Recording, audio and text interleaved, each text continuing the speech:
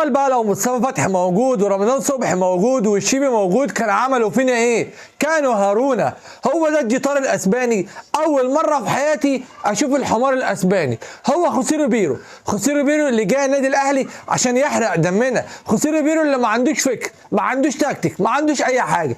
لما تشوف مدرب لاعب بيلعب جهه اليمين هو بيلعبه ناحيه الشمال، ولاعب بيلعب ناحيه الشمال هو بيلعبه ناحيه اليمين، اعرف ان هو مدرب ما بيعرفش، اعرف ان هو مدرب حمار. مدرب لعب مع النادي الاهلي 7 مباريات ما كسبش غير مباراه واحده. انت متخيل الرقم؟ معاك افضل لعيبه في افريقيا، معاك افضل سكواد، ومش عارف تكسب بيه غير مباراه واحده قصاد فاركو الضعيف. مفيش هجمه واحده اتعملت، مفيش جمله واحده اتعملت، مفيش ركنيه واحده اتعملت صح يا جدع.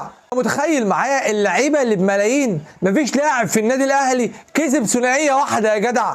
طول ال 90 دقيقة ما عملناش ولا هجمة، ما عملناش غير هجمتين في 90 دقيقة. فريق تريزيجيه واحمد سيد زيزو وبن شرقي وبن رمضان ومحمد شريف وجراديشار، وعد من هنا للسنة الجاية، ولعيبة بتاخد ملايين مش عارفين نعمل غير هجمتين يا جدع. قول للكابتن محمود الخطيب اسمع صوت الجمهور، مشي ريبيرو، يلا يا ريبيرو خد جهازك وامشي. قول لي يا عمادي انا حاسس روح، قول لي يا خطيب روح، ما تسيبهوش عندنا لان الراجل ده هيدمر النادي. هو ده الجيتار الاسباني، هو ده الحمار الاسباني.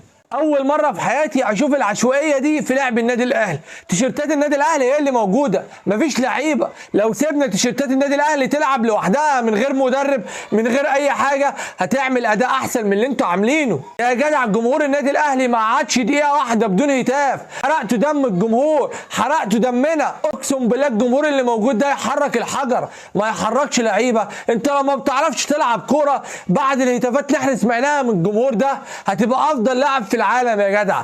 جايبين لنا مدرب معرفش منين، وسنه ام سوده هتدمروا النادي الاهلي عشان بتجربوا. من امتى مدرب اسباني نفع في النادي الاهلي؟ الله يسامحكم يا جدعان، والله العظيم الله يسامحكم. دفعتوا ملايين في لعيبه وجبتوا مدرب ولا لعيبه نافعه ولا مدرب نافع، وحرقتوا دمنا على الفاضي. في الاخر بالمستوى اللي انا شايفه ده مش هناخد الدوري، ولو المدرب ده فضل مع النادي الاهلي والله العظيم ما هناخد اي حاجه. فاسمعوا الجمهور ومشوا المدرب ومشوا جهازه، مش هيعمل حاجه مع النادي الاهلي. بس كده، يلا سلام.